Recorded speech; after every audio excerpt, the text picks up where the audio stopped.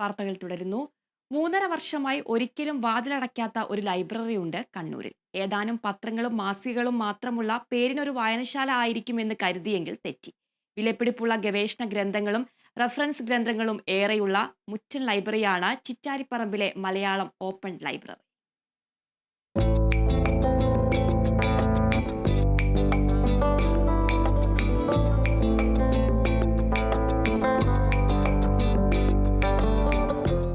2022 ജനുവരി 2 തുടങ്ങിയ ചിറ്റാരിപ്പറമ്പിലെ ഈ ലൈബ്രറിയുടെ വാതിലുകൾ പിന്നീട് ഒരിക്കലും അടച്ചിട്ടില്ല.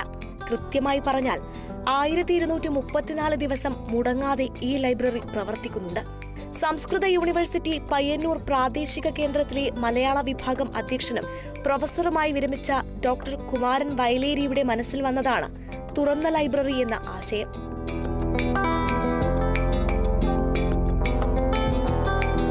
മെമ്പർഷിപ്പ് ഉള്ളവരുണ്ട് ഇവിടെ.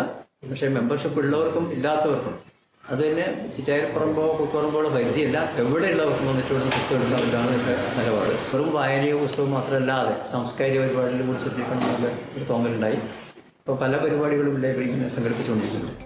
കുമാരൻ വയലേരി രചിച്ച 13 പുസ്തകങ്ങളും വീട്ടിൽ തന്നെയുള്ള പുസ്തകങ്ങളും ഉൾപ്പെടെ 700 പുസ്തകങ്ങളുമായാണ് ആദ്യഘട്ടത്തിൽ ലൈബ്രറിയുടെ പ്രവർത്തനം.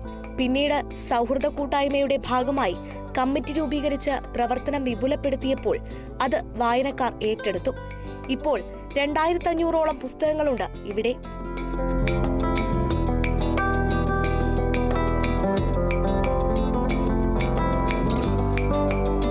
വായനയെ ഇഷ്ടപ്പെടുന്നവർ കടന്നുവരിക, ആവശ്യമുള്ള പുസ്തകം തിരഞ്ഞെടുക്കുക.